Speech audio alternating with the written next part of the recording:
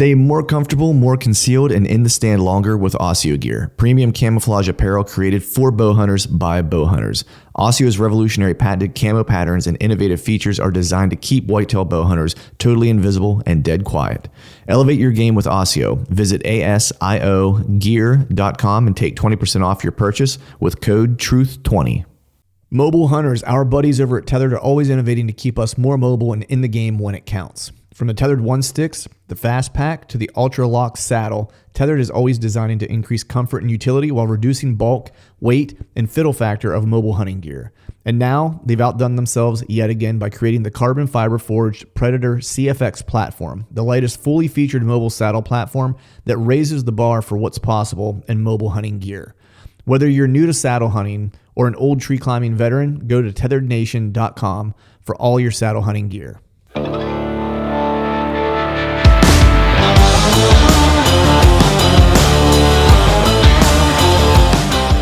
All right, folks, welcome back to another episode of the Truth from the Stand, a deer hunting podcast. And today, you've never seen his face on this show before. He's been incognito. He's been in the witness protection program for the past 3 years since I've known you. But I got Mr. Michael Varady on. What's going on, buddy? What's up, man? How are you?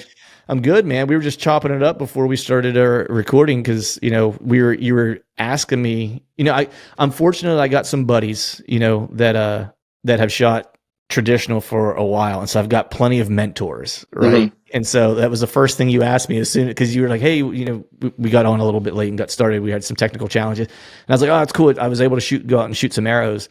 And you were asking me how it was going. And then we just kind of jumped right in, right? And so it's always good to have buddies like you, man. Probably should have been filming right off the rip. But. I know, right? I know.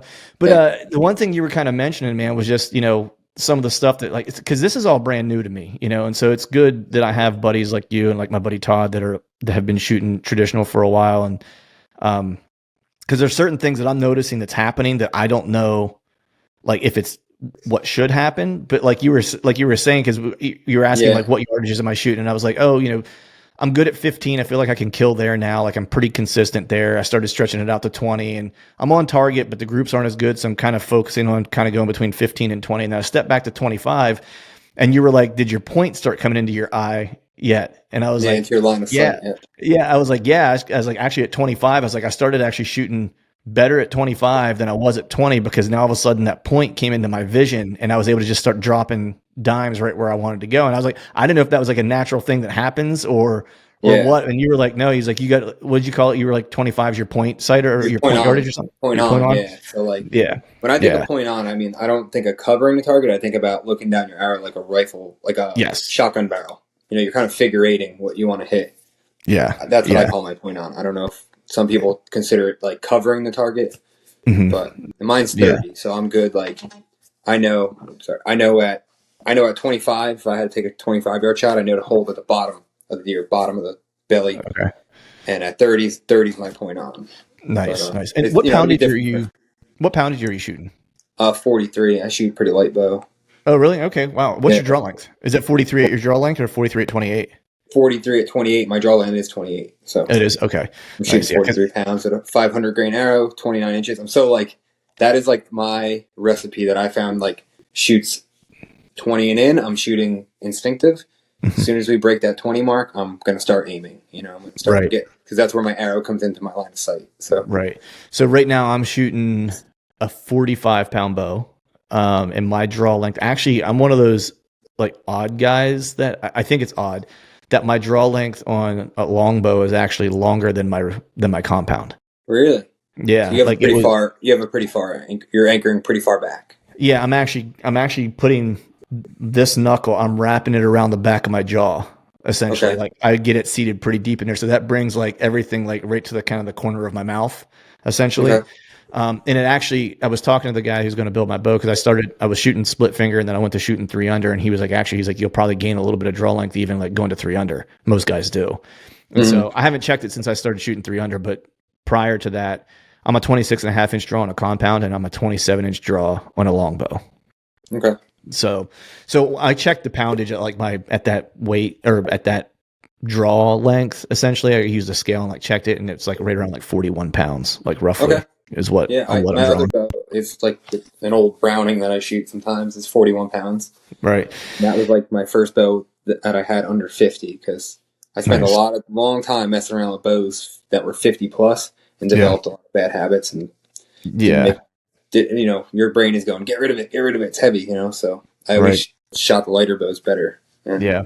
The I think the bow that I'm gonna have made is gonna be like 47 to 50 pounds is kind of like the window, because I know like a bowyer wants you to give him like a range of like what you're comfortable. Well, Yeah, they can get as accurate as you want to be. It just costs you more to get that, to get right on or yeah, whatever. for exact weight or Right. And so I was like 47 to 50 is good with me. So, or 45 to 50, I think I said. I was like, so if it's like 47, I'm fine. I was like, if it's, 50, I'm fine, like whatever. Mhm.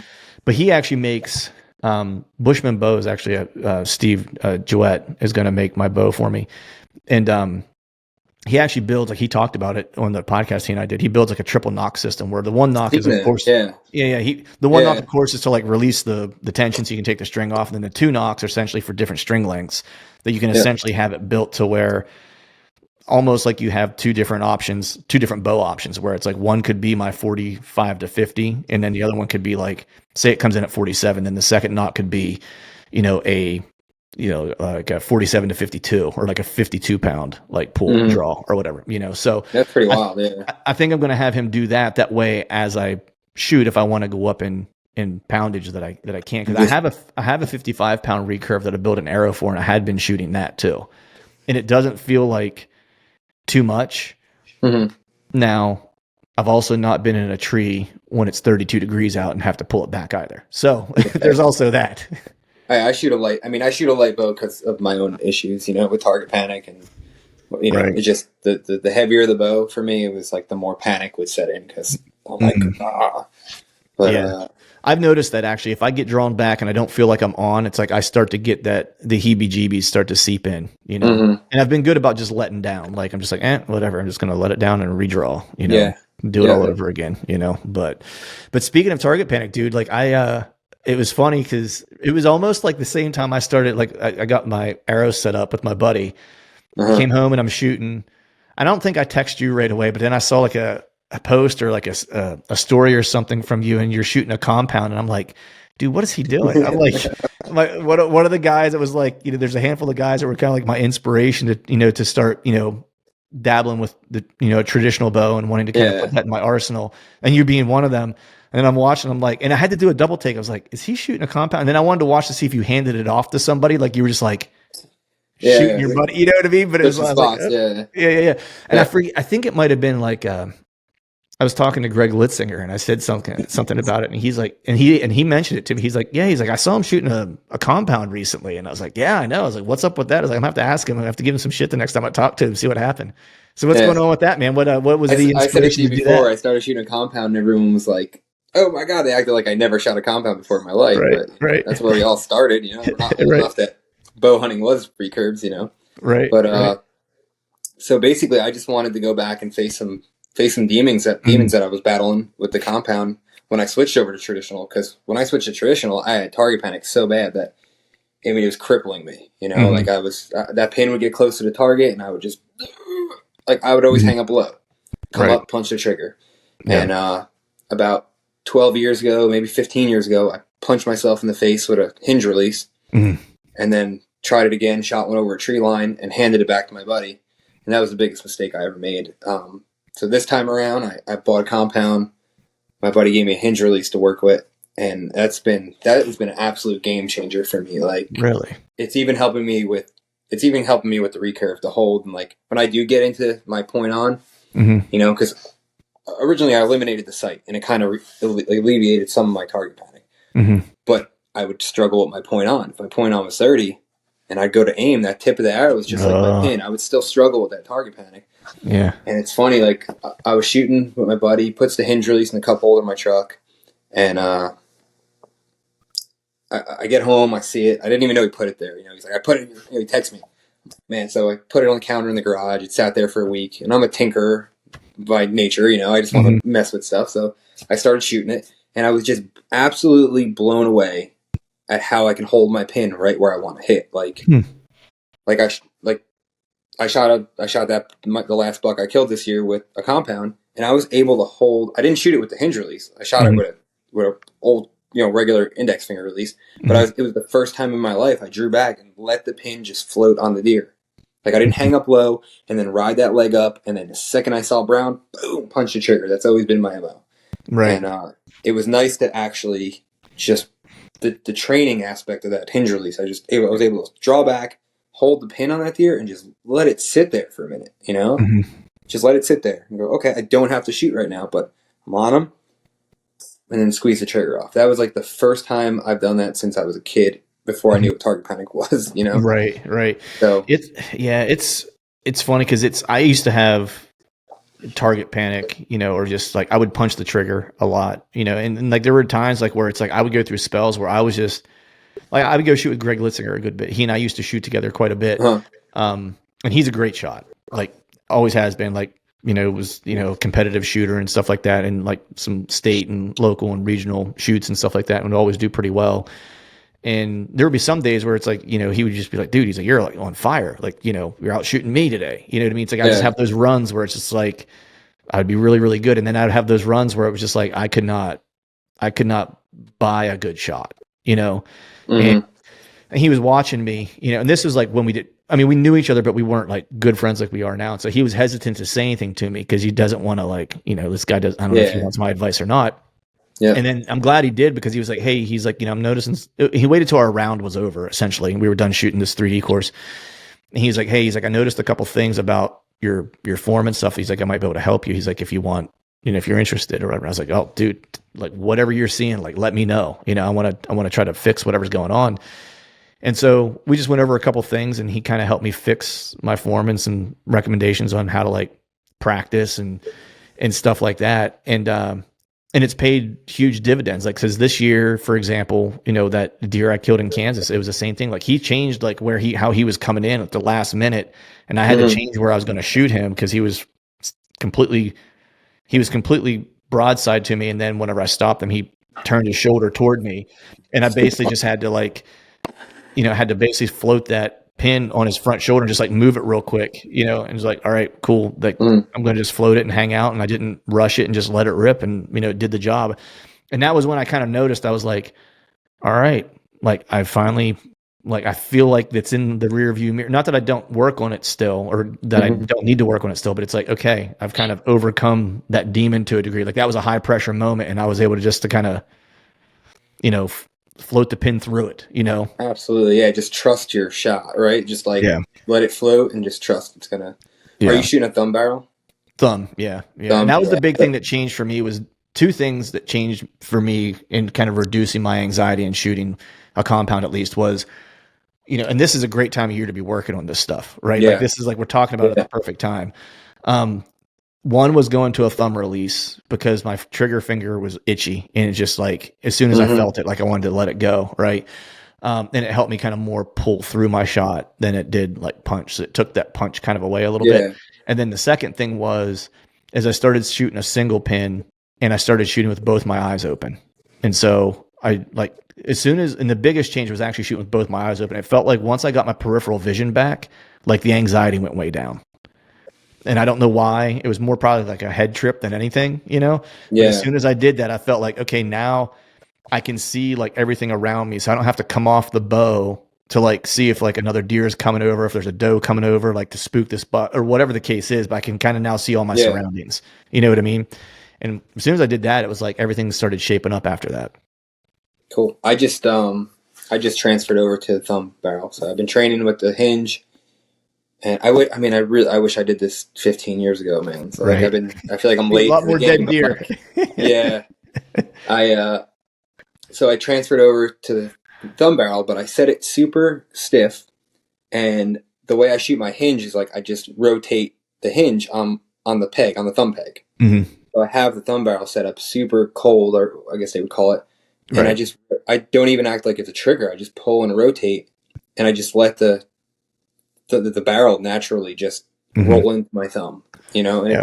and I never got that because I tried to shoot a thumb barrel before, and Mhm. I was still punching it, and so Mhm. I didn't get that whole concept until I started shooting the hinge, which Yeah. is like I should maybe tighten mine up because Greg actually, though, he shot it one day and he's like, oh, damn. He's like, dude, that thing is hot. Like, because it's like yeah, mine is like as soon as I lay my thumb on it, like I got to be Okay. ready because it's going to go off as soon as I start pulling. Like it's Oh no, going. I could wrap. Like I wrap. I touch my thumb to my index finger. I just completely wrap it, and Hmm. I'm not even worried about it going off whatsoever because I got to pull pretty hard for it to go off. But Right. Right. everybody's brain's different. If you're Yeah. used to just easing onto it, just kind of Hmm. until it goes off. But Yeah. Yeah. I don't know. Nice, man. Yeah. So are you gonna? I mean, so you shot your. And we'll talk about that deer a little bit later. But so how often do you think you'll hunt with it? Because for me, I know like my goal this year is to hunt whitetail with my longbow. Okay. Depending on how proficient I feel with it, that'll determine whether or not I take it to Missouri with me or not.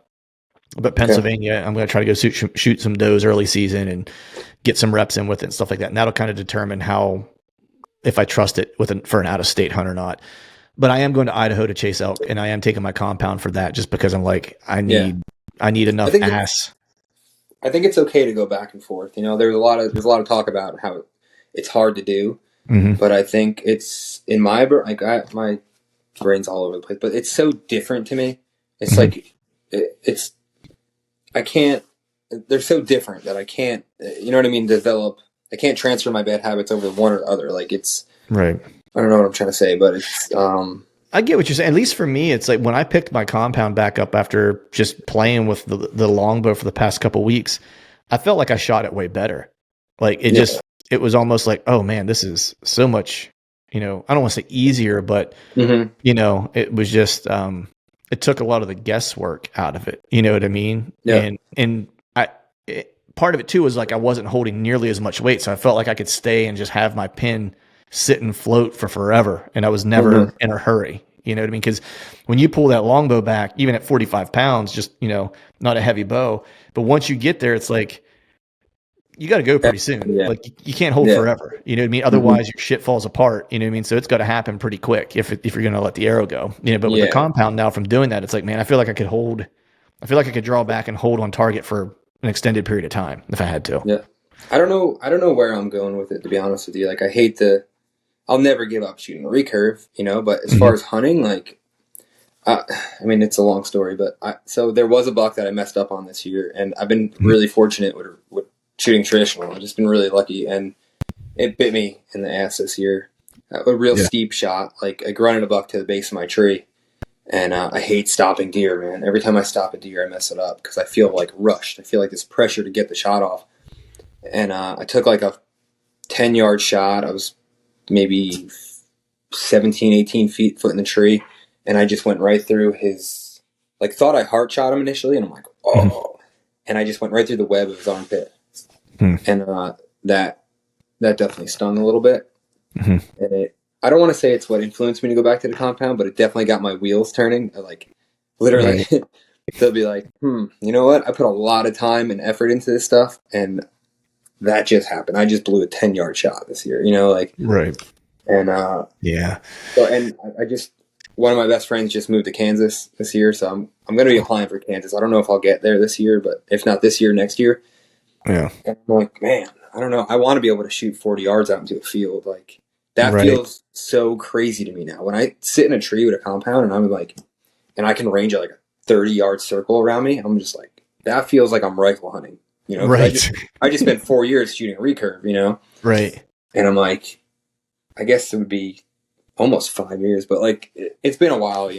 Hmm. It feels like I'm holding a long range weapon in my hand, like I'm ready to Ready to slay at like that I'm point. ripped. Yeah, Yeah, yeah, yeah. It's funny because we're kind of going in opposite directions. Because, like, and we can talk off air about Kansas. Because I've been out there yeah. a bunch, and if there's anything you want to know, or if there's anything I can help you with, like, happy I might to. have to pick your brain on how the whole, Yeah, how you apply and all that. I yeah, never really yeah, hunted that state where I had to apply before. yeah, yeah. I can help you out with that. But I'm going the opposite direction where it's like, I've fulfilled one goal of killing one on the ground, out there now. Mm-hmm. And so now the next thing for me is that, I really want to do that again on the ground, but get closer and use a traditional bow. Like Mm-hmm. that to me is like the ultimate to do it like in a plain That's state like that, is like, cause you got to get so close. And it's just, to me, that's kind of the ultimate experience. And so I'm looking forward to going back to Kansas. And that's really why I started this year. Cause I was like, all right, I want to get proficient with it because next year I'm going back. not this coming season, but not 24, but 25. I'll go back. Okay. And I was like, and I want to be proficient with a longbow by the time I get out there, because that's going to be, Yeah. probably the first out of state hunt with a longbow, unless I take it to Missouri this year. And I've already started trying to make my peace with the fact that like I might see, a really big deer and just know that like I don't have an opportunity at it. You know what I mean? Happened Like, to me first. Sorry. No, go ahead. The first year I switched over, I went to Missouri, and which was pretty. I felt crazy for doing it, but at that point I already sold my compound. I was all in, So, and I just like kind of spur of the moment went to Missouri with my buddy, and I had the second day there, I had like 140-inch 10-pointer at 28 yards, scratching his ear with his rear hoof, like calm as could be, and I'm just looking at him, and I'm like, he's gonna get closer, and he just walked out of my life, and I'm like, man, it would have been. I was just sitting there thinking like, I could have been tagged out second day. My first time ever hunting out of state, like second day, I could have been tagged out with a nice buck, and I don't know. So you gotta, you gotta weigh the options. It's bittersweet because when it actually does happen with that bow, I lose my mind. I lose my mind regardless, but like it. It feels crazy when you let that arrow go and you just watch it actually hit what you're aiming at. You're like, right. You're like, holy shit, man. Yeah. It's I feel like I would take it okay as long as it wasn't, because I've killed one out there before in a good one. Mm-hmm. I think a real good one, right? What did that deer go? Like 172 and some change, and So I mean, if one, like, because my standards would go down, it's like, that wasn't my standard when I went out there. It was just like a good representative buck for that area was what I wanted to kill. You know what I mean? Yeah. And, and I hit the lottery. But, my standards would go down, like, taking out a traditional bow where it would be like, whatever got me excited is what I was going to kill. You know what I mean? Like, now I'm also in Kansas, so I'm not going to disrespect, the Kansas and the quality of deer in their, I guess their age kind of, demographics of the herd and stuff like that. It's like, I don't want to kill like a 2-year-old or whatever. I'm still going to try to kill like that 4-year-old or whatever. But if I look at him, I think he's a 4-year-old and he's only 125 inches or 130 inches or whatever, then I'll shoot him. It's not about the rack. It's more about, okay, is he age appropriate for the area? But that would probably be my plan. But on the flip side of that, the year before, the deer I was on was much bigger than the one that I shot. If I had to watch that one walk out of my life, I might have a problem. Like, you might have to institutionalize me after that. It feels crazy, man. Yeah. The first time you're pulling that bow up in the tree and you're just like, it's like pulling up nothing, and you're like, what am I doing? Like, what am I doing right now? It's a piece of wood and a string. Yeah. You feel crazy for doing it, but right. I don't know. It's cool, man. Yeah, I'm looking forward to it, dude. But so I know you asked about the deer and what he scored, but like, that's kind of, he's in Kansas right now at the taxidermy shop. And I know that like you did taxidermy before, like, I think before I met you actually. And now you've kind of like got back into doing taxidermy again, or kind of came back to it on a more full-time basis, right? Yeah. I worked at a shop for a bunch of years, and I just kind of started my own thing, like just out of my garage. Right now it's just extra money, side money, but eventually I would like to move out of state, and me and my girlfriend have these plans of like a perfect world, she's gonna move out there and do like telehealth, and I would kind of open up my own taxidermy shop, which is going to take some time because I'm going to have to, if we do get to move, I'm going to have to work a normal job first, probably, until I build a clientele and get my name out there in a different state. But nice. So, where do you want to move? Where do I want to move? Yeah. I would love to move to Kansas with my buddy. Like now, I know I have 2 friends in Kansas now, so that would be sick. But probably Ohio. I got her to settle for Ohio. Got her to settle for Ohio. Yeah. I've been in a funk lately, man. Like, I just been really hating where I live, because so much has changed. We drive around. I'm like, used to be a cornfield, used to be a bean field, and like the wave of people that have moved into my area is just crazy. I feel like I'm in the city anymore. I feel like I can't drive fast enough. There's always somebody tailgating me. Like, I'm just so over it. I'm ready to run away. Yeah, yeah. No, I hear you, man. It's You know? my area hasn't gotten that bad. Like I still live far enough outside the metro kind of area, like in general of Philadelphia, to where it's like there's farms and stuff like that that aren't too Yeah, far away from me and stuff.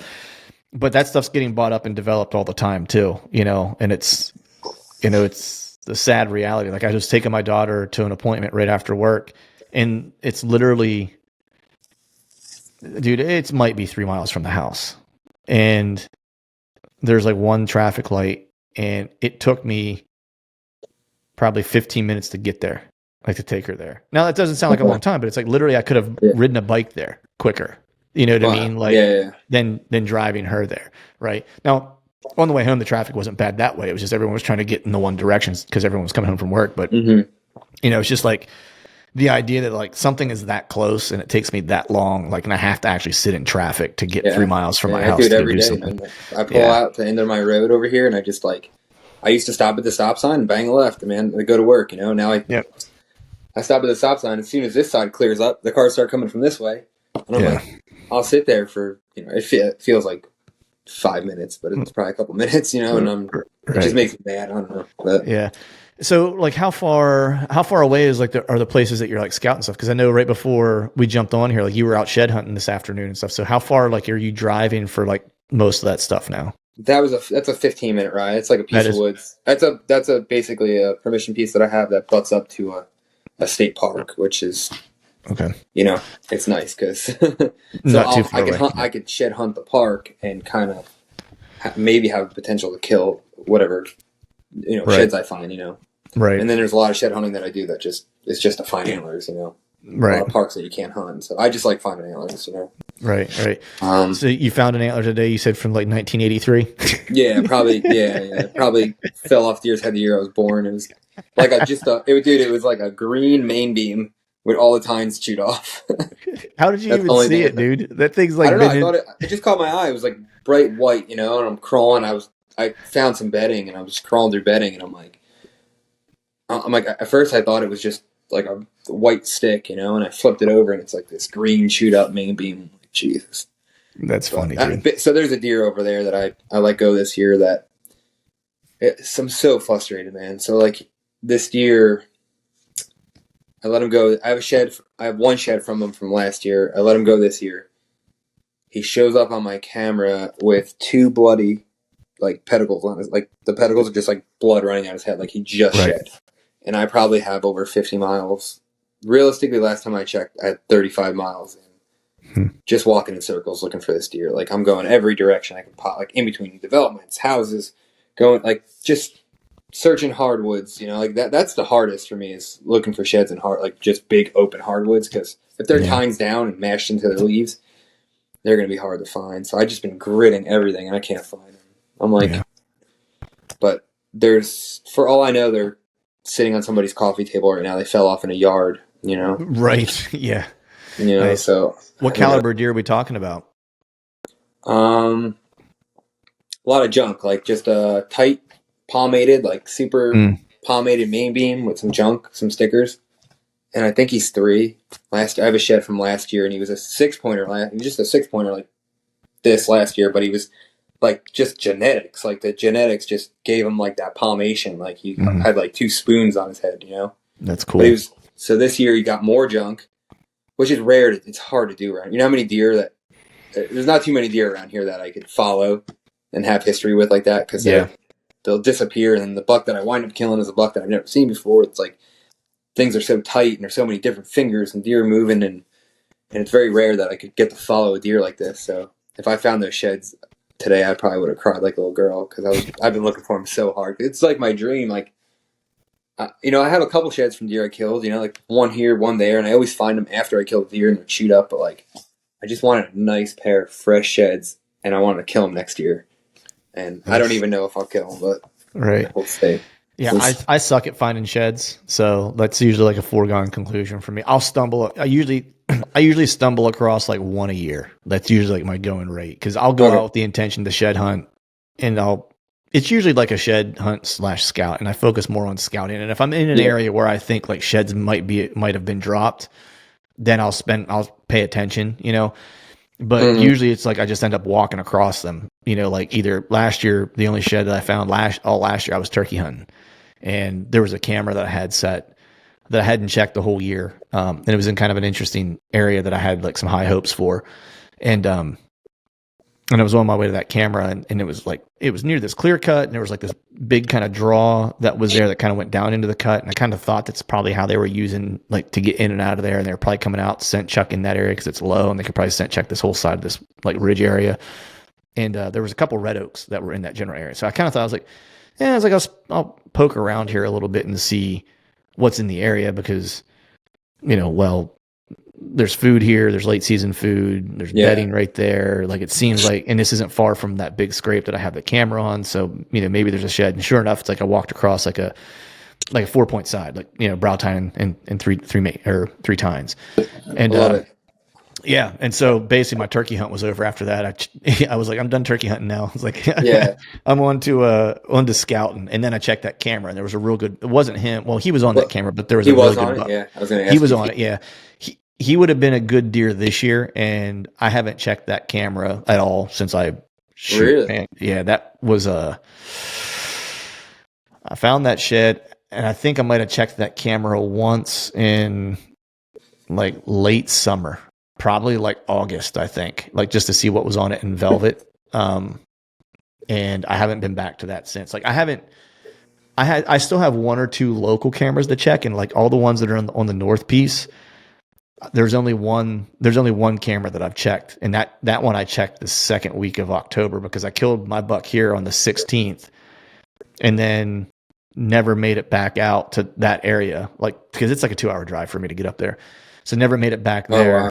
And then was in Kansas and then killed, and then I'm usually like hunting all the way through the end of the year because I have a tag in my pocket still. And so this was like You're first still year. partying from your Kansas kill now. Dude, yeah. That I would just be like, I'm done for the year. Like, well, that's kind of where I was at. I was like, dude, I killed 2 deer within like the matter of 3 weeks. Yeah. And both of them were in like, one was, in a spot that I really wanted to kill in Pennsylvania that I've been trying to kill a deer in for like 3 seasons that I kept getting beat. And then the one I killed in Kansas, and my wife puts up with me like hunting all the way through like end of January, usually every year, because I usually have a tag in my pocket. And I was like, and this is the one year that I can actually like spend some family time on the weekends and do stuff with, my wife and my daughter. So I just was like, all right, I'm staying out of the woods this year. Like after I got home, I was like, I'm just going to do family stuff. And if I get out, great. If I don't, it's no big deal. So I still haven't gotten out to check any of those cameras, and I have no clue. In that area, usually I have like a couple just like bona fide like hammers on, and so, and there's 3 cameras that I put out that are in like brand new spots that I have high hopes for. So, we'll see. I'm actually going up this weekend, Saturday. I'm headed up Saturday to do some poking around and try to find some sheds, but awesome. But so I definitely feel that. Like when you're saying like you kill a good one and you're ready to take like a little hiatus, like a little break, like yeah. Sometimes some of the, like when you're chasing a buck and you kill him, like sometimes some of the relief for me is like that I get a break now because you ain't lying, dude. Enjoy the moment for a little bit because like I'm right now, dude, I'm run down. I'm completely burnt out. I went straight from hunting to shed hunting, and my girlfriend makes fun. She's like, "There's this. It's never not a season." She's like, "You go from hunting to shed hunting to turkey season to fishing." Right. She's like, "It's never not something," But I'm like, that's why we live, right? Like, that's what keeps us going, But that's it is man. nice like that when you get to take a step back and and I have to force myself to do it. You know what I mean? And so this was that year where it was like I achieved 2 goals. You know what I mean? I was like, and so I'm gonna take a moment to kind of like just appreciate that, and then also take some time to appreciate my family because I'm usually running crazy over the holidays and stuff like that. And so I'm gonna do that. And then once you do that, then it kind of allows me now. It's like I've kind of forgotten about the deer that I've killed, like in this past season. Like they're kind of in the rearview mirror now. You know what I mean? I'm like, they don't matter anymore. Like what is the next thing? Like, cause now it's like, I'm mentally like ready now. It's like, I'm in it. I'm like, all right, for cool. me, there's definitely some sort of high that you ride. Mm-hmm. And then it slowly trickles out and you're ready. Like your gears start turning again for like the next one. You're like, okay, like I got cameras in the woods. I haven't checked them. And then you start scrambling and like, you're right back to where you started. Kind of like, that's how it works for me at least. Yeah. But it's a sickness. It's absolutely like, Yeah. It's sickness, you know. Yeah. It's like I don't even have a reminder because I mean I've got a picture of the one from Kansas. That's it. I mean he's at the taxidermist in Kansas Oh yeah, still. you don't even have the Man, I rack won't. home. Yeah, Yeah, I won't. I could have brought the rack home, but I just told him to keep it. I was like, yeah. I don't. You know, I was Sometimes like, it's nice to forget about it, and then when you get it, you're actually like, whoa, you right, know, you get to see it yeah. again. So I'll Yeah, get him in November, and then the one I killed in PA I had a Euro mount done, and that's still and the guy who keeps texting me is like, hey, you want to come pick this up? And it's like every time he texts me, I'm like, oh man, I'm busy this weekend, I can't get out there, and so it's like it's ready to be picked up. I just haven't gone out to get yeah, it, you know. So I have no reminder really of anything that I've done last year, which is good yeah. because like now I'm focused on like what's The ahead. first one was the kayak buck, right? Or canoe Yeah, buck? yeah, Yeah, that's kayak awesome. club. I always wanted to do that. I always wanted to be in like a situation. Sometimes I find myself, I'm like, where can I put my little John boat in? Go kill Yeah. like, but it would make no sense. Like anywhere I'm hunting that's water, I could just go around it or cross it or whatever. But Right, you're I find making it more myself trying to make more excuses. harder than it needs Yeah, to it'd be be. more Yeah. work. But like, I just want to put a buck in a boat, man. You know, there's Right, something about dude. that. Like, It's super cool. Like I mean, if I could kayak in somewhere in Kansas and kill one, I would. yeah, You know what I mean? And I know I have some buddies that do that. I have actually a good buddy. He does that in Oklahoma. That's a lot of the way he hunts is like a river system in Oklahoma and it's kayaks. got to be perfect access to float in, just to float in and Mhm. tie your little, you know, drag your kayak up on shore and just you pop out of a. Dude, it's like it's such a well the It's like a couple portal. things. You just appear there. You're just like you can take the river and just pop up on a bank somewhere, like you know. Yeah, I mean, it's so stealthy as far as you make very little sound getting in and out, and usually I try to find spots that I can actually hunt like not far from like where I'm going to put my boat. That way, I'm not tromping around all over the place, not Yeah, making less noise, crunching. not Yeah. laying down scent and stuff like that. And so, the place that I killed the deer that I killed this year, I want to say I was I was probably 75 yards from my boat only because I have to put it in a certain spot to walk in. But I was really only like 50 yards probably from the water, Cool. So it's like, I'm just in a tree and it's like, and they're none the wiser that I've been there. You know what I mean? And so the nice thing is like, I can actually hunt that multiple times. And the way it's set up is it's kind of in an open area surrounded by like a bunch of thick stuff. And so when the sun comes up, if you're on like a bluebird kind of day, dude, you can cheat the wind so hard in there because like it basically heats up all the swamp grass around you and your thermals just shoot straight up. And so you're midday, like early, like once you get to full, like relatively full sun in the morning. So let's say if first light's at 7, like usually by like 9:30 or so, like the thermals start like switching on you a little bit and you start getting that favor. Definitely by 10 o'clock. Like, I mean, I can have stuff come in downwind and it doesn't matter at that point. Like, because my thermals are basically going straight up in the air and it doesn't start to die down until the sun starts dipping. Yeah, so you would hunt that till midday, and then that's. I hunt that spot all day. Now I will hunt it only till like midish day on a wrong wind. Okay. You know what I mean? Because I can get away with it. But yeah, I've cheated the wind in that spot so many times on deer that in the middle of the day, once the sun comes up, it's just stupid. I've gotten away with murder in there, but Gotta love that. yeah. Spots with that. But speaking of murdering, dude, Murder Inc. We're talking Mr. Murder Inc. Oh, no. in early season bucks. I want to talk to you a little bit about yours, dude, because you had a really good season this year, man. Yeah. So that was a September deer, right? If I'm not mistaken. September, yeah. Yeah. So it's funny we were talking about turkey hunting and scouting. That piece I gained. It was originally just a turkey spot. Mm-hmm. A friend of my dad's. I got turkeys in my yard. I'm like, he tells me he has 8 acres. I've known the guy my whole life. I'm like, you have your house is on 8 acres? I'm like, that's good to go. Like that's right. so I went there turkey hunting, and I had a bachelor group of bucks, like nose up to my decoys, just like check them out, and the younger buck, and he was like in the back of the herd, and I could tell he looked like a fairly mature deer, and I'm like, that's going to be a good one this year, He had they had, what was it? It's May, so they had just little nubs. But I've seen some deer in May. There was one in particular that I had on camera last year. He got killed, and he was one I'd been watching for 3 years, and I caught up to him once and screwed it up. But like last year when I got him on camera in May, like I knew it was him right away, just like because he was an old deer and it was in his core area. Like that was he was the bigger deer that was going to spend time in that area. but early in Velvet, like his nubs were like the size of freaking like Yeah, pop yeah, cans. that's what You know what I they mean? were Like, like this. Yeah, yeah, it was coming up, but he was like, like the roundness was like the size of like a baseball bat. You know what I mean? Like yeah, he was just like, it was like, ooh. I was like, okay, yeah. Like that's. I'm pretty sure that's him, and if it's not, that's another really good deer. You know what I mean? yep, yep. So that basically that's like as soon as I was done turkey hunting that spot, I got a mineral site out, Mm-hmm. just like a trophy rock. I got it started with some molasses, and I left it there all summer. Mm-hmm. And like when I originally checked it, I checked it like I forget, maybe July, August. I checked it in the middle of summer, Mm-hmm. and I really wasn't impressed with anything on there. I didn't see the buck that I thought I saw. You know, it was a bunch of deer grown, but like nothing crazy that caught my eye. So I let the camera go till opening day. I want to say I'm trying to recall. This feels like so long ago, Oh, right? I know. Opening day Yeah. this year feels like. So I let the camera go, and when I grabbed it out of the woods, it was opening. I want to say it was opening day. I don't remember. I was at work, and I was up there in my work truck, and I swooped in. I went to go check it. The camera was dead. I just pulled the whole camera, and my last 3 pictures before the camera died was this like wide, mature buck, and I'm like, that's got to be him, like that. So I had no.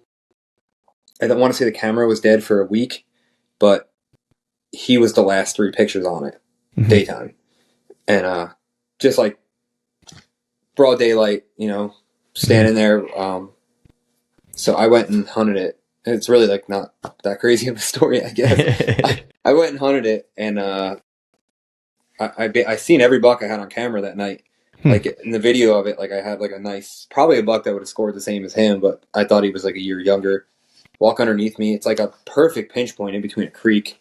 Oh yeah, I watched that video, man. That seemed like a killer setup, dude. And I Yeah, was yeah. surprised so I saw that first buck come through, and I was like, "Oh, that's got to be him," And then you let him go, and I was like, Yeah, "Oh man," I was like, "I don't know that I would have let that deer walk." I was like, "I think I would have shot him." yeah. I'm hoping. I went there to look for sheds the other day, and I couldn't find that deer's sheds. Yeah, I'm he was a hoping good he's buck. still alive. I don't know. I'm gonna get a mineral site out there again this year and see what he's. Hopefully, if he's still alive, see what that buck looks like. But Right. So that Because he gave you like every opportunity to kill him too. oh, he was like, dude. I was like, it's a steep hill that goes down to a creek, and I was trying to cheat the wind a little bit. Like I was on the creek bank, thinking that the deer weren't going to come from behind me, because it's basically just a draw, like a big bottom, and then there's houses on both sides. It's a finger. Mm-hmm. So I was down up by the creek trying to cheat the wind because the wind was completely. It was. I think ideally I need east wind there, and typically west. And so got down like rain. I got rain that downpoured on me, and had doe bust me. Big old mature fat doe come in, blow at me, and it was nearing the I was losing a little bit of light now, and I'm like, oh, well, today wasn't the day, and I look behind me and he's making a scrape on the other side of the creek. I'm sure you saw that in the video. Yeah. And then he it just all worked out like perfect. He came through the creek up, I had a shot. I probably had a 20-yard shot at him, but Yeah, I thought you were going to take the shot there at first because I was like, he made a rub at like the bottom, right at the bottom of the creek, and it was so steep, and I have the worst luck with those steep shots, And I'm okay, because I was wondering why you didn't shoot there, because I was like, because sometimes like when someone's filming, like you also don't know like the camera's perspective versus the hunter's perspective, like what might be in the way that I can't see from the camera, and I was like, man, there must be like a limb or something in the way that he's not taking that shot. But no, it crossed my mind. I could have shot him there, and to be honest with you, that whole time he's rubbing on those branches, I had my phone out trying to pull up trail camera pictures to make sure it was him, because I wasn't 100% sure. I'm like, I think that's him. I don't want to shoot the wrong deer though, Right. And I'm like, I have my bow in one hand and my phone in the other, and I'm like looking, and I'm like, all right, that's him. And then he came up that hill and just like quartered, everything just happened perfect. He just quartered, and my initial reaction was like, I hit him. I didn't get enough penetration, because, and that's where like the first time filming really helped me, because when I slowed the video down, I watched the arrow go to the fletch, and then on his first bound that he took, the arrow bounced, popped back out. Like he kicked it. Like it hit his offside shoulder, and when he went to go run, he kicked it out. But in my brain, all I saw was a floppy arrow when he ran away. So I'm like, crap. I'm like, how far did I make it? How far did that arrow get in there? Yeah. And I didn't have a drop of blood or anything. Like, quartering away, no exit. It actually, the tip of the broadhead poked out of the in front of his opposite shoulder, but not enough to bleed. It just rained, it just downpoured, and because I only have permission on these 8 acres, the rest is township, so I don't mind. I'll go on the township property to recover a deer, but there's houses all around, and then like the whole creek bottom is township, so I'm like right on the property line, and I didn't want to go shine the flashlight around, just to cause more problems for yourself, and not that you're doing anything wrong, like, but nosy people will come out and try to create something where there isn't nothing and stuff like that. I called my buddy Luke, who has my dog was still like 4 or 5 months at the time, and he has a seasoned dog, so we just let the dog go, and she brought us right to him, and he didn't go. He went like 60 yards. And it's funny, man. YouTube's funny because everybody has like something to say. Oh, jeez, I know, dude. I don't even read the comments, man. It's like they're like, man, that shot was a little low and back. I'm like when I gutted the deer, the heart was cut in half, and I'm like, everyone's got like some crap to talk, Like, right? Yeah, dude. It's everyone could do it better, but they never do. Yeah. I think they just I think if you didn't watch the whole video, you just skim through it. They probably saw the dog at the end of it, like my buddy's dog, and they probably just assumed that I hit it bad or something. I think that's what people do, and then they just yeah. Because the shot looked good to me. You know what I mean? Like it was a little grainy because I was losing light, but I wish that first deer or the deer that I wanted to kill, I wish he did with that first deer, dude, because it was broad daylight, and he was like. Well, what was crazy was as I was watching, like I couldn't believe that you didn't shoot the first one because I thought that was the one that you were trying to shoot, and then whenever he made that rub, like not passing him, but like letting him kind of work his way past that point to shoot him, I was surprised. The other thing that I wanted to ask you was. Like the deer that you shot, you actually spent I was not surprised, but I was like, as I'm watching, I'm like, dang man, he's got a lot of time with this deer. Like, that it wasn't like the deer came in and like in 30 seconds it was dead. No, like it was. He wasn't in a rush. Like, How long was that time? I don't remember. I don't know. You don't remember? I know I cut the footage down a little bit too. It was longer than because I watched him make the rub. And I didn't I was losing light pretty quick, and I couldn't tell if it was him or not. I just saw a tree rocking a little bit, and I saw a deer like hitting a scrape, and I'm like, it's gotta be him, because I'm like, it's a small piece, and it's like the deer there are pretty residential, and like I saw every deer except for him tonight. I'm like, that's gotta be him. And then when he popped out to cross that creek, I was like doubting it. I'm like, is that him? I'm like, I don't know, like. Because he looked bigger in a trail on my trail camera picture, So I'm like, right. Now, do you prefer to spend as much time as you can with a deer before you kill it, like, or are you one of those people who it's like I want to just see him and I want the shot opportunity like immediately, Like, I want it immediately. I don't want any time to think about it and get yourself worked up. More worked up. Yeah. I'm like it the same way. It just that steep shot when he was at the bottom of that. Like I'm maybe 18 feet in a tree, and then he's, 15 feet down this bank, like I was pretty high above him, and I just didn't feel nothing about that shot felt right. Yeah. I mean, at that point you're getting close to like 40 feet of elevation change, Yeah. And that's where I think that's where young bow hunter me and me now, that's definitely something that's changed, because young me I would have sent it immediately the first chance I had, you know what I mean? Yeah. So but just to be able to sit there and be like, okay, that's him. I made sure it was him. It's getting dark quick, but I still got enough time. And then he just came up that hill, and I'm like, oh, but he started to go wide, and I was getting nervous that he was going to keep going left and walk out of my life and go that way. But it's all about, how much of bow hunting is luck, compared to. That's what I always say, man. Got to be at least 50-50, It doesn't matter how big you are. There's still wild animals that are going to do whatever they want. Yeah, I always say, man, that, deer will do deer things and keep you from killing them, no matter how good you are, Yeah. And, for people that, don't maybe get to spend as much time in the woods, and like, you know, they see guys that spend a lot of time in the woods and think, man, this dude kills deer all the time and stuff. It's like, well, yeah, but they spend a ton of time out. If you're only able to hunt 5 days a year, you know, and deer do deer things, Yeah. it might take you 2-3 years to kill, 4 years to kill a buck. You know what I mean? And depending on how Yeah. choosy you are, you know what I mean? Because you could be, Yeah.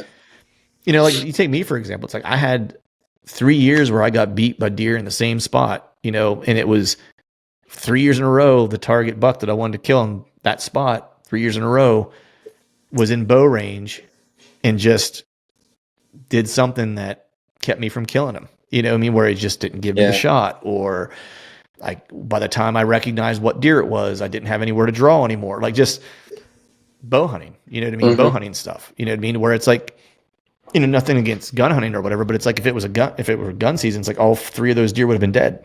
Yeah. You know what I mean? But you know, it's bow hunting. You know, you have to be that much. The details have to come together that much more finely than anything else. And then, you know, crazy talk. It's like, cool. Now let's add a traditional bow to it. Yeah. I was just going to say that. Yeah. I was just going to say that, like, you know, you go from gun to crossbow to compound to traditional stuff. And it's like your window kind of gets gets narrower and narrower and narrower. Like as, you know, like I'm looking, like, I think with the compound, I probably would have took that first shot. Maybe I want to say I wasn't really thinking about it at the time, but I probably would have, you know. But with the recurves, like I'm looking for, I need the ideal shot. I need everything to be perfect. Like I've never. What is your ideal distance with your traditional bow? Like 18 yards, probably. 18.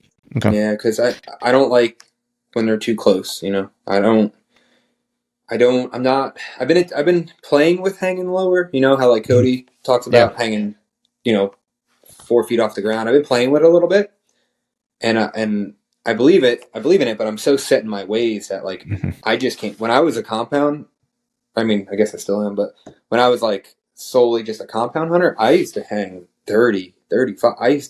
I was in the treetops because I just thought like the more I can take myself out of the equation, the better, you know? Yeah.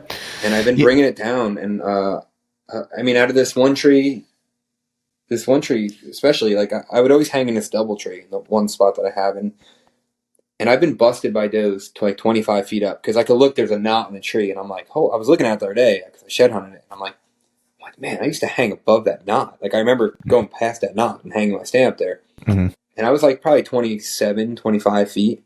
And, what was I saying? I forgot what I was going to say. It's just that you're hanging like 25, 27 feet. Okay. So yeah, I've been busted out of that tree before, you know, by does. Like big old mama doe comes in, just looks at me, and she like immediately spots me. I'm 27 feet up in the tree. And so once I started hunting, you know, I'll hunt that. It's just a good rut spot, man. Like that I always hang in the same tree. I don't over hunt it. I don't hunt it a lot, but when I do, I'm always in that. Like I've been hunting that tree for years, and I started hanging in the same tree, but a little bit lower. And I had the same. I had a herd of does come by, and not a deer looked at me. So there is something to what they talk about not being silhouetted or skylined. You know, like being even like with the underbrush almost. You know. Yeah, I remember the first time that I kind of talked to Cody about it a couple years ago. You know, he mentioned, I don't remember if it was even on the podcast or if it was even like the one year I went out to the Iowa Deer Classic and got to chat with him a little bit and his old man. And we talked about it a little bit then, and it started changing my mind a little bit. And I was never a person that hunted super high, but I always kind of had to get to, or in my mind, wanted to always get to like 20 feet. That was kind of always like where I wanted to be, or at least 18. Like 18 to 20 was like where I wanted to be. If it was anything lower than that, I really didn't like it.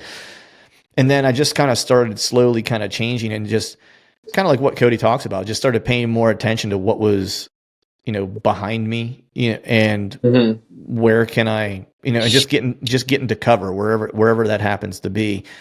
And I find now that most of my setups are probably between like 8 and 14 feet. I would say I rarely climb over like 14-ish feet. Once in a while I will, because if the cover's just a little bit higher, I will. Yeah. But I would say the majority of my setups are probably like in the 8 to 12 range. like Okay. just that general kind of area where it's like I feel like I get to a spot. It also takes away the angle, you know what I mean, to where it's like the shot That's the angle big. isn't I nearly think as that's the bad. biggest thing. Yeah. There's that, and there's also a lot of the places that I've hunted or that I hunt around me, at least, especially early season, is, you know, even into October, you know, because I'm usually not here in November, so I'm usually always dealing with like foliage, you know, at least Hmm. locally, right? Because I hunt here in October, and then I'm gone in November to go to wherever I'm hunting, and by the time I come back, season's almost over, and then we're into late season, and et cetera, et cetera. Um, and most of the areas are so thick to where it's like if I get too high, I really really limit my shot opportunities, not just distance, but like window opportunities around me, you know. Hmm. And so the lower I am, the less I have to contend with like branches all over the place. And so if I get 15 feet, I might have two opportunities. If I'm Hmm. at if I'm at like 8 feet, I might have four opportunities. You know what I mean? Like, Yeah. you know, Yep. shooting opportunities. So that's a lot of It's like probably what I it. focus on more than It's anything. definitely so situational though. Like you know what I mean. Like Totally. every Yeah. tree is different. Every sometimes you got to go a little higher to get over some branches to shoot. Sometimes you got Yes. to go lower. But it's Yeah. I'm becoming a little more comfortable. I'm starting to hang lower and lower. Like I carry two sticks with me now, Hmm. and with aiders.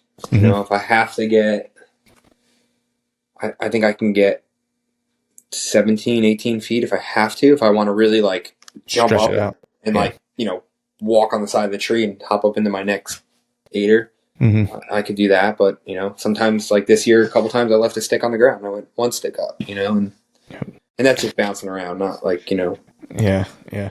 I mean, I basically just climb with like one stick. I use the one sticking method is what I Okay. use. That way it's, you know, and usually for me, it's, you know, hang it on the tree, and then two moves after that is usually about how high I climb, you know. And Okay. so one reach is usually depending on size of the tree and stuff like that is anywhere between like 5 and 6 feet that I can get with like each move, you know, roughly.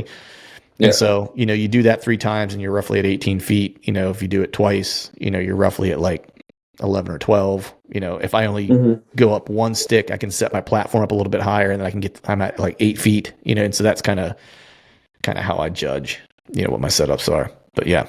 Nice. So man, so that was your early season buck. And then you also ended up killing one you mentioned earlier with the compound. Like you ended up killing one in the late season, right? Yeah. Yeah. December 20th. Yeah, and that was So, I remember when I saw that, because I don't remember if I was texting you earlier in the year or whatever. And there, and correct me if I'm wrong, but this was one that you kind of knew of, right? That you were kind of chasing. no, No, no, this is like bonus random. Like, oh, bonus random one. Maybe I'm thinking of one from yeah. last year. Um, the buck that so in between the two bucks I killed in between, I messed up that Uh, shot I talked about earlier. okay, yeah, all right, That buck I had pictures of since the summer, and okay, dude, it was like I don't know. You want me to go into that a little bit? yeah, Or? yeah, yeah, dude. Let's tell the sad So story too. You know. this is like it's just funny the way deer hunting is around me. It's more like you're more like a detective than anything. Like Mhm. so that year I had pictures of early season in velvet, and he went MIA, disappeared. I didn't have pictures of him, and like someone from the town that I was hunting posted a picture of a deer on the side of the road. Look at this buck, right? Like a non-hunter, Mhm. just someone like a friend of a friend of a friend. And I'm like, there he is, and I instantly got back on him. Like I had an arrow in him 2 days later Oh man, because of that post. right? It's just funny. It's like something not a lot of people talk about, but Yeah. Yeah, I it's always say, it's man, it's like you find all kinds of people posting stuff. That's why I don't post any yeah, deer that I'm actually. If they're like yeah. I don't disclaimer post to until a anybody day. listening, Yeah, if I post a deer on social media, you can guarantee two things. One, it's either dead, or two, it's not anywhere close to where I live. yeah, Like, you yeah, know, yeah. So but yeah, that same scenario as the first deer I killed. It was a rainy day. I think it was October 29th. Like it was the day I got another tag because we get Mhm. 3 seasons, Yeah. 3 tags. So it was like the day I got a new tag, and I basically had him without giving away like where I don't want to. People Yeah, know yeah. where a lot kind of where I hunt. Like without giving too much away, I kind of had him on a peninsula, going out to a swamp, and I had him on camera in the morning going in, and I'm like, he's freaking bedding in there. I'm like, he's got to come out. Like, it's, he can come out, he can be 40 yards away from me, but I'm going to see him, Right. And that's what happened, basically. Like, the first year I saw was like a smaller buck that was in that area that I knew of, and I seen him pop out of these like cattails, right? And I see him nose out of there, and the buck I'm after is pushing him, like just like bumping him around, like just I guess being a bully or whatever. So that was like perfect for me. Like I'm not very vocal in the woods, but like once I saw him bullying that buck around, I'm like, I'm gonna throw a grunt at him and see what happens, because if he's that fired up, like he's gonna be like, who? If I grunt at him, he's gonna be like, who's over there, And he might not. Right. Like I've experienced a lot where like you call at a buck or you grunt, and they don't come beelining over ever, It's like an hour later, he'll pop up, downwind, exactly. Like, and very rarely do they just run at you. Well, this buck, like I grunted at him, he didn't hear me. I grunted a little bit louder, I just grunted until I got his attention. So the second I grunted and he stopped and looked, I just shut up. And it was like I just called my dog over. Like he just started running towards my tree, and I'm like, in my head, I'm like, no, because he's gonna go. Now he's about to run underneath my tree and get behind me and get downwind of me. Right. So he's running at me, and I'm like, I got to trot, and I'm like, no. So I had the bow ready. He goes to the side of my tree. The camera like didn't reach, so I ditched the camera. I ditched the camera. He's over here. I stop him, and it's like. It was slow motion, you know what I mean? I'm like, he was dead. I think that was the problem. He was dead, and he was in my pickup truck before that shot even went off. Like, I felt confident. And I can make up a million excuses of what happened, but I think, I don't know. I just stopped him, and I think I just rushed the shot, Was this? I think I got greedy. Greedy. Really? Recurve. Yeah. Recurve? I think I got greedy, and I wanted to, and I always aimed for that, like, little pocket, the, like, heart shoot him, and I think I got greedy, and I was on such a steep angle that I went right through the web of his armpit, and I cut put it this way, I went through the web of his armpit, and it was so steep that I cut his leg right above his hoof. Oh, wow. I just hate, dude, I was sick, like, yeah. I was absolutely sick. I watched him go bed up back to where he came from, but he bedded in sight, and I was able to film him bedded, and, I tried to get down. I climbed down hanging off my sticks, trying to stay behind the tree. And I got to the ground, and he was still there. And I could see him. He was like maybe 50 yards away. And I started crawling. And eventually I just seen his head lift up, and he saw me. And I'm like, because I was going to, if I can get to, I was going to wing an arrow. If I can get, if I could have gotten within 30 yards of him, I would have. Right. Try to see them again. So when you say you got greedy, was it just you trying to be too fine with your arrow placement as opposed to just? I think so. I think I'm just like I'm gonna smoke him right in the heart right there. Not even thinking about the angle, And that's the third time that a steep shot like that has really jammed me up. That's really hard. And then I was thinking, I was shooting at the left side of my stand. I cant the bow to the left. I'm thinking, did my limb hit the tree? I could start making all kinds of excuses. I don't know that for sure, so I'm not going to say that's what happened. Right, yeah, because in the moment, it's like you don't realize all these things. I'm thinking back. I just got downpoured on. My feathers were wet, but a 10-yard shot shouldn't affect it too much. Right, yeah. I can make a million excuses, but moral of the story is I think I just rushed the shot and tried to just didn't go through your process. You were already thinking about him being in your truck. Oh, he was dead already. I just had to tried to shoot him real quick, and without really, I should have slowed myself down. Yeah. The one thing I stop him here. Right. You make a good point though, because that's one thing that I have to consciously kind of make an effort toward as I'm, shooting a longbow and stuff, is that, with a compound, it's like I am and it was funny. I was talking to Dan Johnson about this one day.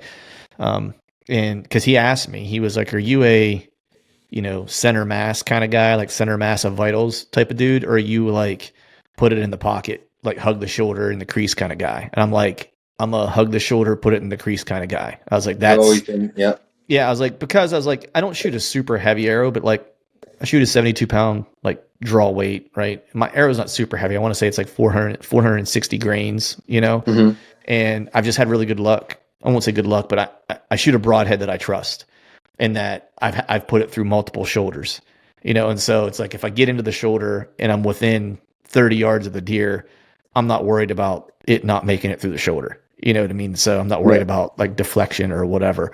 And so I've always kind of hugged that crease. And so now it's like, I'm trying to get myself to back off of it, shooting a Yeah. longbow. And what I'm finding is like when I'm shooting my deer target, when I move from shooting like a spot to like try to be consistent, and then I move to like my deer target to try to just shoot on anatomy, it's like I'm still hugging that shoulder. Like I'm still sticking it. Like I'm still programmed to just. I it's want to like shoot him right. I try to Like, take my eye back to the center of like the lungs, and I'm staring down like the spot, like in the center of the lungs or whatever, like, you know, right in the middle, right? Not high, not low. And mm-hmm. still my arrow finds its way right into like that corner, you know, Mm-hmm. right into that corner, like right behind that shoulder, right where the heart So, is, like every arrow. so go back to what we were talking about before with the target panic. I said I always hung up low, Mm-hmm. right? I've accidentally heart shot deer like my whole childhood, like, you know, because Right. I would hang up low. And then you convince yourself that it's a great shot. Yeah. I would hang up low. And I'd follow the leg up. And the second my pin would touch the you know, the deer's, you know, torso, I'd let it go. And I'd always shoot low. Mm-hmm. And I'd always hard shoot deer. And I'm thankful for that because I have a buddy who he's the opposite of me. He struggles with a little bit of target panic, and he comes down on the target, and Mm-hmm. shooting a deer high, your odds of recovering the deer that's, you know, blow through the top of the scapula above the spine is like, Right. That's like the number one not finding your deer shot, I feel like. So I'm kind of happy that I come up, but I wasn't doing it right. You know what I mean? It's not the right. Right. Yeah, I always go down because when I draw, like if I draw too often where I'm leaning into it, it's like my anchors are off, like my form is off. Okay. And so I usually draw like to where I'm flat and then bend, you know what I mean? So I'm always coming down on the deer, like when I'm in a tree. Yeah. You know what I've been, I mean, this is totally off topic, but, I never realized how big of like an issue face pressure is on your string. Mm-hmm. I watched a video, I think Chris B or someone made a video on it, and I'm like, Mm-hmm. and I did it like through paper, like with the compound, like Mm-hmm. I would always set my peep too low, and I'd press my face really hard up against the string to get up into my peep, you know. Mm-hmm. And I shot through paper, and you know, when I tuned my bow, I was like, I just shot it like I wasn't anchored. I was just pulling straight back to paper tune it, Mm-hmm. and like when I did that, I couldn't shoot a bullet hole. I had to so I just I'm always tinkering, man. I just moved my peep up, and I have it set up now, so all I have to do is just barely touch my face on the string, and I was able to shoot a bullet hole with anchoring and like. Yep. And I'm like I've been bow hunting all your life, archery stuff, and I'm still learning something new every year. Every year I learn, you know, several new things. Like, you know, I'm always messing around with stuff. That was one of the things that Greg kind of had to break me of whenever he was, you know, kind of coaching me out of some bad habits. Because I used to do the same thing. I would jam my face into it, and I was, you know, I was getting a consistent kind of pattern of miss, you know, and part of it was that I was jamming my face into it. So now it's the same thing as you. It's like my nose barely touches the string. Yeah, you know, and it's more me. It's more me finding my anchor, like with my hand, like where that needs to be. And then I know once I do that, if I just put my nose on the string, like my eye will find the peep. And as long as my peep is clear, then I know I'm on. Mm-hmm. You know. But all right, so you screw the pooch on that deer, right? Yeah. And so my little cousin works for the township there, mm-hmm. And he sent me a video of the deer, like a month later. You know, he disappeared off my cameras. I completely scarred him literally scarred him for life. And but I have confirmation he's still alive. Right. So that made me feel a little bit better.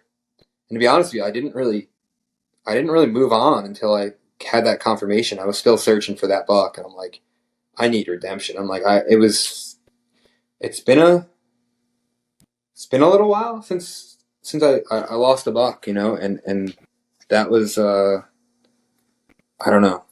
It was Yeah. bound to happen, I mean, I've been messing with a recurve for 4 years now or whatever, Yeah. and I just yeah. So when did you give up not the search, but like, cause I mean, you knew he was alive, but like, when did you kind of turn the page and be like, all right, we got to go do something different. This is like, this deer's not going to work out for, a bunch of reasons. So I just need to turn the page. So once I got confirmation he was still alive and he was living like nowhere where I can ever justify hunting or asking for permission. Like he was living in between neighborhoods and there's power lines there and the deer kind of run the power lines. But where he was on those power lines, I was like, I'm gonna leave him alone. I looked for sheds for a little bit this year. I couldn't come up with anything, but Right. I don't know. We'll start over again next year. Right. A mineral site and see if he's still alive. But Nice. So the deer that you ended up killing in the late season then, so that was just a total bonus buck then. Like how did you so what was that spot like, and again, don't give me like details that are going to blow up the spot, but like, what was it about that area? Cause that kind of drew you to it. And, why was that deer there essentially? So I was still hung up on the last buck and I one of my buddies, sent me a video of a deer and it was kind of, that deer came as like a tip. Mm-hmm. Hey, look at this buck. There's a good one over here. Like, it was seen. He sent me a video from the rut. Who was that? Who sent it to you? A guy I'm friends with. Oh, okay. So, yeah. So basically I followed up on it. I knocked on a couple doors. I got a lady that was kind of like, yeah, all right. Yeah, I had to really lay it on her about deer population, how many deer are there. Right. It's unhealthy and they feed my family and yada, yada, yada. Mm-hmm. So I wound up getting into like a 3-acre piece up against a park, Mm-hmm. and that's the deer was seen in a park. Okay. And so I put a camera out. I put out a little bit of corn. Mm-hmm. I bait the locate deer. Mm-hmm. So when I put the camera out, I put the corn just to see, I wanted to see what was there. Mm-hmm. And I didn't have that deer. I don't think that deer ever came in and ate corn. I had 2 pictures of him dogging a doe. This is funny. So I had blurry. Sorry, it's my stupid clock. Yeah. My Harley clock. I had 2 blurry pictures of him dogging a doe, like nose down, like chasing a doe back and forth. And I thought, I don't know how to word this correctly. I thought he was 2 different deer because from the front profile to so he had a sticker on his 2 and a 4, making him a 9-pointer on the one side. But when he's looking at the camera, the sticker is in line with the 2, and that 4 was in line with the main beam, and he just looked like a wide 8. And then I had pictures of a deer turned to the side with a sticker and a 4. So I thought it was 2 different deer. Mm-hmm. And I blame this is my first year using cell cameras, and I'm used to pulling an SD card and scrolling through the pictures, and I would have seen like, oh, this picture was taken 30 minutes after this one. Like, it's obviously the same deer. But right. I'm like in my work truck, like looking at pictures real quick going, oh, he's there now. Or like, and then I'm like, oh, there's another buck. And I'm not like putting it together in my brain that's the same deer. So I thought there was 2 different bucks there. I'm like, holy shit. I'm like, there's 2 different, I would shoot either one of these deer. And they're there and they're dog and does right now. Like, that's whatever that, last year I killed a buck from the second rut or whatever you want to call it. Chasing fawns around. It was the same scenario. These deer were chasing fawns around all over the place. So I'm like, I need to get in there like now. And it was within 3 days of putting that camera out that, like, it was like day 1 he wasn't on camera. The deer popped up, dog and a doe, and then I got in there, which like everybody wants to like hate. This is a whole nother rabbit. I wish they would ban baiting in New Jersey. I really do, because it would separate who wants to spend time in the woods and who doesn't. Right.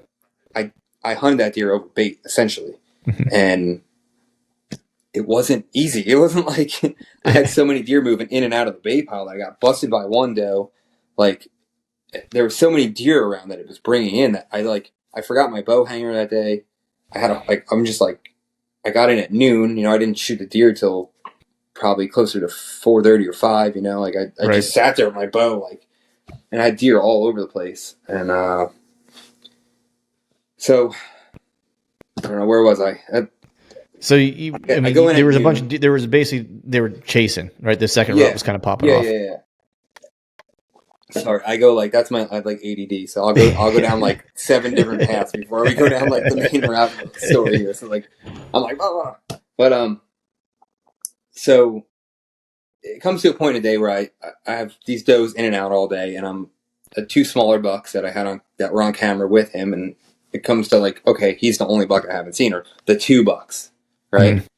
So Yeah, because you still think it's $2 at this point, right? yeah, which is insane. So I have this buck. I got really lucky. I was hunting a northwest wind, and this deer comes like directly from, I guess it would be the east, but my wind was quartering. So he's coming thinking that always happens to me. Like whenever it happens, it seems like I get a buck that like is either going to get downwind of me or he's going to come in quartering into the wind, and my wind is just slightly off, you know? Mm-hmm. So he did that. He basically came from behind me, which is houses. Like, I don't even know where he was bedded. I don't know if he crossed a road in the daytime. I don't know what happened, but he came from behind me, caught me totally off guard, and I'm like, that's the buck with the stickers. I'm like, okay. I'm like, I said I would shoot him, but I'm like, I was looking behind for the wide buck. I'm like, man, that Right. like not even registering. Like, it all happened so quick. I mean, I put the camera out there 3 days ago Right. on a tip from a buddy who just saw a buck who's like, he's not a huge, he hunts, but he like hunts a family farm that's like, he doesn't really venture too far, you know? Right.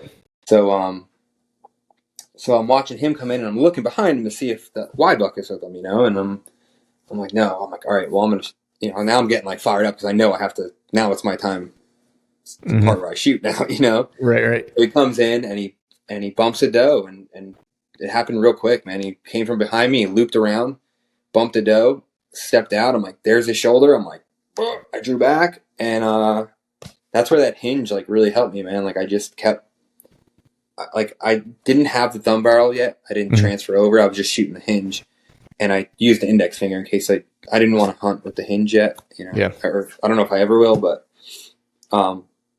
so I just kept telling myself like pull, like it's a hinge. Like you don't have to Mm-hmm. shoot. And I put my pin like right on him, and I let it float around a little bit, and I just squeezed the shot off, and I hit him right where I was aiming. You know, I was a little nervous. I didn't get a pass through, but I wound up hitting the offside shoulder. Mm-hmm.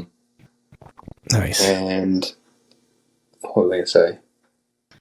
And that's when I learned it doesn't matter what I'm shooting. I get equally as fired up over Right. compound or recurve, because I was fired up, man. Like it made me realize like it. I just like, you know, it doesn't You just like hunting like deer, I'm dude. not It doesn't, I'm not doesn't going to a matter. crossbow anytime soon, but like the Right. compound definitely I get the same feeling, man. You know, Yeah. especially That's now awesome, that like dude. I have my target panic somewhat under control. Mm-hmm. You know, it was Yeah. really frustrating, like you know when I was doing the bad habits, but Yeah.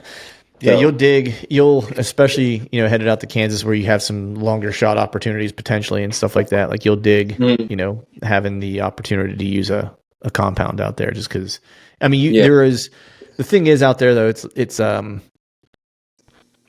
usually when you see them from far away, like they're moving, like, and you don't really get shots like super far away. At least my experience has been that. Like I've not had any that yeah, were close enough that, put it this way, all the deer that I could have shot out there that I screwed up on were within longbow range for me. Like, cause there wasn't anything that was over uh, 18 yards. Well, actually that's a lie. The one I shot this year was 26. So I probably yeah, would have had to watch him walk yeah, away. yeah, But there were 3 other deer that I had encounters with that I should have killed. And all of those were within 18 yards. So mm-hmm. they were all within, longbow range. But man, that's awesome, dude. That's a great season, man. $2. Yep. So Can't beat that. that was definitely a little, a bonus buck, and now I think I'm trying to maintain my relationship with this woman to Yeah. see what's going on there this year, so Yeah. Family's got to eat, and deer are overpopulated. I mean they're like I mean where we live it's really like the when I was in Missouri, like I've only hunted out of state twice, and like the one thing I got to say about Missouri was like I saw more bucks than does. You know, the doe to Yeah. buck ratio was damn near even. Where like here, you know, you might see 20, 25 does to every buck, and Yeah. Yeah. which I is noticed that there in Missouri. I also noticed that in Iowa. Like I would see $5 for every doe that I saw, you know. yeah, we have unhealthy amount. Like the herds here are just insane. You know, like Hmm. Yeah. the So you what's go in the your you go in the woods and it plan? looks sorry, it looks like you put like 10 rats in a 5-gallon tank. You know, you know Right. what I mean. In some of these Yeah, places you yeah, walk into, you just can't walk without stepping on deer shit, and it yeah, doesn't mean that there's good bucks running around all over the place. It's just like there's 20 does living there. You know, yeah. but So what's on the plans for next year? um, I don't know yet. It's going to be like I'm going to apply for Kansas, Hmm. and if I could, I don't know what my odds. I don't really know anything about it. Maybe we can talk later about Yeah, yeah. when I have to apply Hmm. and what are my odds of drawing the first year. I don't know. I know Hmm. it's getting harder and harder there, right? Yeah, yeah, yeah. I Yeah. can definitely. We'll So hang on after we're done here, and I'll give you some yeah. tips. And then beyond that, So though, man. So is it Kansas or bust this year? Is it Kansas, or you're it's just gonna? Kansas, or I'm going to check out a different part of Ohio. So Okay, cool. the place I hunted in Ohio, I've been there twice now, and Hmm. I think I want to try like Southern Ohio. Hmm. You know, I everyone got says Southeast Ohio. I've been hunting Northeast Ohio. yeah, I got some pointers for you there too. Okay. We can chat about that. And then, dude, how's your dog doing, man? I see you got like Yeah, yeah, I'm envious. Like I've always wanted to have a blood tracking dog. Like my dog, he'll try to find some sheds once in a while. I got a lab, and yeah. he's a Okay. working dog, and he's also older now too. I think he's going to turn 7 this year. I think Okay. so. I think he's going to turn 7 this year. Um, so he's kind of at this point it's probably past like the point of like teaching him anything new. He'll try to locate some Yeah, sheds for me and stuff like that once in a that's while. cool. But having a blood tracking dog is just cool because I will always like, man, the next dog I get is like I'd love to have it be a blood tracking dog and like really train him from like a puppy, on how to Yeah, get on blood, how to find sheds and that kind of stuff because it's just I know it's invaluable, man. I mean, having a blood tracking dog, like if you have a bad hit, like you have a dog to work with as opposed to trying to call someone and wait and see if they can come out and help yeah, you and all that kind of stuff. So I almost feel like if you're a diehard hunter and you can have a blood tracking dog, like it's to your benefit to have one. yeah. So we've been I kind of been slacking. I was run like during the season. I took her on a bunch of tracks, and Hmm. she's 50-50.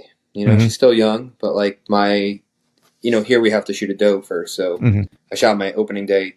I shot a doe opening day, and she was 4 months old, and I brought her out, and I like was holding her. I found my arrow. I put her down, and I'm like looking at my arrow. I'm like, okay, and I look, and she's like 25 yards away from me, and I go over there, and she's standing on blood, and I'm like, and she just starts walking, dude. She brought me right to the deer, just That's wild, waddling, little puppy, like, and she finds the deer. It didn't go far, but I'm like, right? she gets it, like it's in Yeah, her. that's crazy, So man. I've been putting out. I've been slacking because of shed hunting. I've been Hmm. taking her shed hunting with me, like every day, which I feel like is veering her off of like Mm. what I'm training her to do because now she's just running wild through the woods. So I put out a mock track the other 2 days ago, Hmm. and she was like, I mean, I didn't take it easier on her. It was like a 520-yard track, Hmm. and halfway through, she kind of lost interest, and she just Hmm. like looked at me like she wants to go run around, and chase stuff like we do when we're shed hunting. So Right. I got to draw her back in now, and I don't know if it's just like she's 10 months now, and I don't know if Hmm. that's just like her teenage years and she wants to be wild, but Hmm. she found. I take a piece of hide and I roll it up, and like that's to simulate the deer, Hmm. and she found it, but I don't know if I didn't. I had to correct her a couple times, Hmm. let's say, like, and if I don't know if I didn't know where that track was going, and I didn't know where that hide was.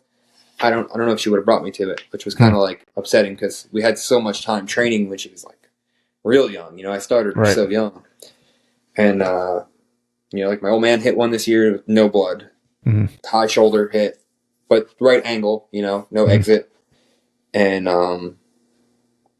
same thing. I let her go, and she brought me right to the deer. Hmm. So now we're working on hoof scent. Like they say, the difference between a good dog and a great dog is a great dog isn't really tracking blood per se. It's tracking that hoof scent. You know, when a deer is alive and goes into stress, it releases like a, I don't know what you would call it, like a pheromone out of its Mhm. hoof. That there's a gland, interdigital gland in between Yep. the hoof. So they say that a really good dog is actually tracking that scent, Right. not just blood. You Right. know, The so blood that's is what almost like the confirmation, but the hoof scent is the thing that they're following. exactly. Yeah, yeah, Yeah. yeah. So Yeah.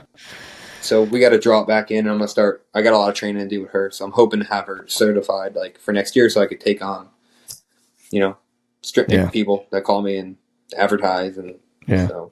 But Nice. it's a double-edged sword too, because is it going to take away in November when I'm getting 10 phone calls a day that Right. you You be know? careful what you wish for there. Yeah. Yeah, yeah, yeah. Exactly. Exactly. I'll see you at dark, and that's it. Like you know, Yeah. Yeah. Well, hopefully I don't ever have to call you, but if I yeah, do need a dog, I'll give you a call. yeah, yeah, You know, and hundred I'll wait till percent. after dark. That was like one thing about this year, dude, is I just took on so much new stuff, and I've been really Mhm. overwhelmed. Like, Mhm. I started my own taxidermy business. I started training the dog. I'm trying to bow hunt as hard as I possibly can.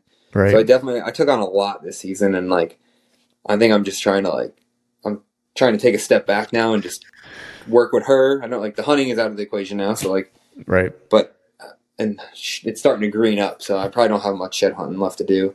Right. So I'm just trying to like work in the garage on some taxidermy stuff, train her, and then I guess turkeys, but I don't even want to Yeah. think about it. Yeah. I'm trying to like locate birds, and Right. I'm trying not to switch into full like turkey mode yet. I want, like you were saying, I want to just take a step back and Yeah. enjoy like normal life for a little bit. So, Nice, man. yeah. Well, speaking of not having a lot of time, buddy, I won't cut into any more of yours. We've been jamming for almost an hour and a half. But No, before I it's all let good. you, before I let you get out of here, dude, let people know where they can follow along with you, where they can find out more about your taxidermy information if they want to get a hold of you for that as well. Okay. Well, I don't have Facebook or anything yet, but I was thinking about making a Facebook for the taxidermy stuff. But my two Instagrams are East Coast Stick Bow. I think it's East underscore. I forget. If you just look for Yeah, East Coast it's Stick Bow, people will find East it. Or Coast if you Stick look up Bow, Michael Varady, and yeah. the taxidermy is Eastern underscore Skull and Taxidermy. Cool. So Awesome, man. Well, it's always good to see you, buddy. And I'll be picking your brain for some traditional bow pointers, yeah, and absolutely. we got to do a shoot one of these days. I'd love to get together with you Are and you shoot gonna some make it? bows. Do you think you can make it to Etar? A buddy of mine was asking me. I forget what the weekend is, but I felt like when he sent it to me, I felt like I had something that I was traveling for that same week. Is that close to you or? It's It's probably still a not couple. It's still a couple hours, a couple like hours. Okay. for me. Yeah, I Yeah, remember that's I right. looked It's at right it, but outside Philly, right? yeah, Like, yeah, I mean, so yeah. I you wouldn't should try. mind going If you because don't a have anything couple. going, you should. That's what my buddy told me because he goes every year and he's like, it's a blast. And it's like, I would like to go just because I feel like if I did, then I would get, because I think the thing with traditional bows is one of those things where you're a lot better off if you have like a community of guys that have been doing it for a Yeah, long time to kind of learn from and, get advice from and help you with gear because it is so nuanced and it's very much an individual thing, and I get that. But like I would have never known how to get started if my buddy that lived not far from he's also in Jersey. Um, his name's Todd yeah. Freeman. No, I know Todd. Yeah, Yeah. And yeah. I talked to Todd quite a bit. actually, he did mention that he Yeah, knew yeah. you. And so fortunately, it's like I'm good friends with him, and so he's been on me for a while about about transitioning over to shoot a traditional bow, and he was just always like, hey man, as soon as you're ready, Yeah, he literally bought me like last year when I wanted to do it, and then I messed up my shoulder. He literally bought me an arrow kit. He was like, I got an oh, arrow okay. kit here Flying with test. like, Yeah. yeah, he's like, I got an arrow kit with your name on it. It's going to be here whenever you're ready. You just tell me when you're ready to make an I arrow. saw his story the one day on Instagram. I saw you were there working on arrow stuff, and I'm like, I was pumped. I'm like, hell yeah, he's doing it. Because we were Yeah. just like, last time I talked to you, you were like, I just started shooting it, you Yeah. know? But I was Yeah. pumped to see you go for it. Yeah. Yeah. So it was, but like, how to build an arrow, like, and be able to tell like what length it needs to be. And Yeah. like, if you're weak or if your arrow is strong and stuff like that, like I would have had no clue how to get started with that. And he kind of walked me through all the steps Yeah, and you're we, really just tuning the arrow, not the bow. The yeah. bow, you can only really mess with brace height and knock height, hmm Other than And that that, you're was, tuning the arrow. yeah. And that was what we did that day. And actually the bow I'm shooting is his bow. Like he had an extra long bow that Oh, sick. He didn't really he's hunted with it, you know, in the past, but he doesn't really use it right now. And so he just basically gave it to me. He was like, here, just take it. He's like, and when you get your bow, he's like, if you want to hunt with this one, hunt with it some. He's like, if you don't want it, he's like, you can give it back to me if you want. He's like, or just pass it on to another person who wants to get into to traditional archery and just use that bow to like get them started. That's cool. That's what I did with my first bow. Yeah, my first bow was a black hunter. Mm-hmm. You know, it's like a $100 or $200 bow, and I put it in a box and sent it to my buddy who lives in PA that was talking about getting into archery, and I sent him the bow, and I said, well, here you go. Now you don't have no excuses. So right, exactly. But awesome. That's what it's all about, man. Like, and that's why, you know, if you can, make it at the ETAR, because that place is so cool. Like, you can't walk 10 feet without someone going, oh, dude, like, you know, what kind of bow is that? Or like, what arrows are you shooting? Or like, everyone's just comparing stuff, and there's like so many like-minded people in one place that like That's you don't awesome. really get to talk. I mean, there's a ton of bow hunters around here, but like, how many people do you get to talk traditional archery with? You know, it's a small community, man. Yeah, for sure. You know, so it's like, yeah, I'd love to make it. Hopefully, I'll have to look and see again what weekend it is, and if I can make it. I forget it's the end of July. I'm not sure. Yeah. So, well, cool, buddy. I'll let you get going, dude. Thanks for coming on, and it's always good to see you. Man. And let's stay in touch. Anytime, man. Yeah, it was nice to catch up, bro. All right, folks, that is a wrap for today's show. I'd like to thank all of you for listening, and if you haven't yet, please head over to iTunes and leave us a 5-star rating, and be sure to subscribe to the podcast. And hell, while you're at it, head over to YouTube and give us a sub there too. And before I shut this thing down, we need to give a big shout out to our partners who continue to help us make this podcast possible. Osseo Gear, Tethered, Exodus Outdoor Gear, and Genesee Beer. And until next time, we'll see y'all.